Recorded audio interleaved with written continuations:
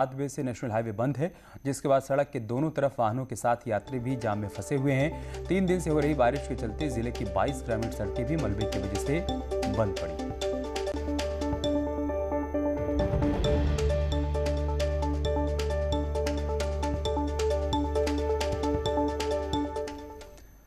राजधानी देहरादून में थानो मोटर मार्ग पर बड़ासी में बने मोटर पुल की अप्रोच रोड बुधवार की शाम अचानक से भरभरा कर ढह गई।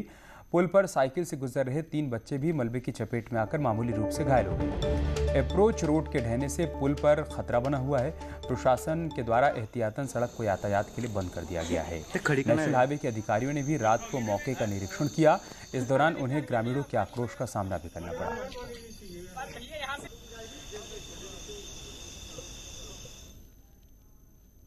मैंने ये सबसे पहले देखा कि यहाँ पे 4 जो बालक थे छोटे छोटे 16 से 17 साल के, वो इसके जूझ रहे थे, इसमें मतलब दबे हुए थे। तो जिन्हें मैं खुद मैं फर्स्ट पहुँचा यहाँ पे, मैं जिन्हें निकाल के लेके गया, हॉस्पिटल लेके गया। ये 2 तस्वीरें हम आपको दिखा रहे हैं। आप देखिए कैसे अप्रोच रोड बगैर बारिश के ही यहाँ पर ढह गई है और दूसरी तरफ लोगों में आक्रोश और गुस्सा भी देखने को मिला, क्योंकि रात में अधिकारी यहाँ पर निरीक्षण करने के लिए पहुंचे थे। ऐसे में लोगों के भीतर गुस्सा था कि अभी कुछ दिन पहले ही यहाँ पर इस तरह की घटना पहले भी सामने आ चुकी है और एक बार फिर से यहाँ पर बगैर बारिश के ही अप्रोच रोड पूरी तरीके से ढह गई है। सुनील और प्रभात हमारे साथ इस वक्त जुड़ चुके हैं। सुनील, ये कैसी रोड बनाई गई थी जो बगैर बारिश के ढह गई भरभरा कर? बिल्कुल अमित, ये सवाल हर किसी के जहन में खड़ा होता है। जिस तरह से यहाँ पर ये पुल जो था बड़ासी का मोटर पुल, ये 210 मीटर इसका स्पान है और 450 मीटर लंबी इस पे अप्रोच रोड है। लेकिन अप्रोच रोड 2 साल के भीतर ढह गई। आप देख सकते हैं कि अप्रोच रोड का करीब 30 से 40 मीटर हिस्सा पूरी तरह से ढह गया। और अमित, दूसरी बात जो हमको यहाँ पर मौके पर देखने को मिल रहा है कि इसमें भारी अनियमितताएँ इसमें बरती गई। इसकी जो निर्माण कार्य है वो घटिया तरीके से किया गया। कि ये आप देख सकते हैं कि ये पुल की बाहरी दीवार है, ये अगर गुणवत्ता युक्त बनी होती तो ये पुल टिक जाता।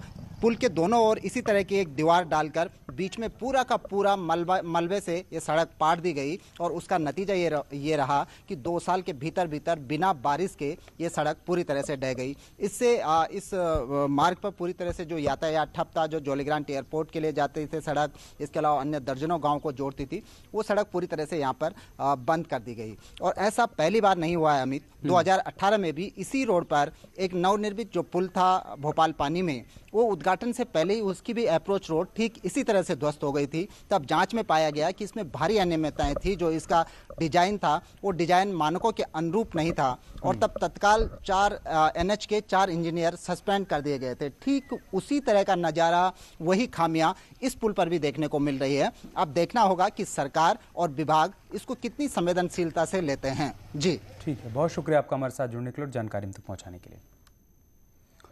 उधम सिंह नगर के भवा नगला गांव में खेत में बने गड्ढे में भरे पानी में डूबने से 2 बच्चों की मौत हो गई। दोनों बच्चे यहां नहाने गए थे। हादसे की सूचना मिलते ही गांव में हड़कंप मच गया।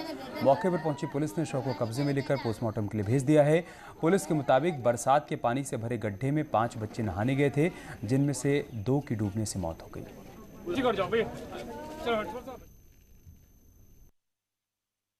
यहाँ टोटल 5 बच्चे पहले तालाब में नहाने गए थे, उसमें से 2 बच्चे वहीं डूब गए, जो ज़्यादा गहराई में चले गए। उनके डूबने के बाद बाकी 3 बच्चों ने गांव वालों को आकर सूचना दी, फिर इन 3 बच्चों को गांव वालों ने ही निकाला है। राज्यसभा सांसद और बीजेपी के राष्ट्रीय मीडिया प्रभारी अनिल बलूनी ने 2022 विधानसभा चुनाव में 2017 से भी ज्यादा सीट लाने का दावा किया है। उन्होंने रामनगर में यह दावा करते हुए कहा कि बीजेपी प्रदेश के विधानसभा चुनाव में अपनी सीट में इजाफा करेगी। साथ ही उन्होंने कहा कि चुनाव आयोग अगर प्रदेश में उपचुनाव करवाता है तो बीजेपी यहां पूरी ताकत के साथ लड़ेगी। जो चुनाव आयोग करेगा, लेकिन जो संवैधानिक स्थिति है उसमें 6 महीने के अंदर चुनाव कराने का प्रोविज़न है और जब भी चुनाव होगा हम पूरी ताकत के साथ चुनाव लड़ेंगे। भारतीय जनता पार्टी दोनों सीटों को जीतेगी, पहले से अधिक सीट आएगी। आप मान के चलिएगा, जितनी पहली सीट जीते थे उससे कम नहीं करेंगे।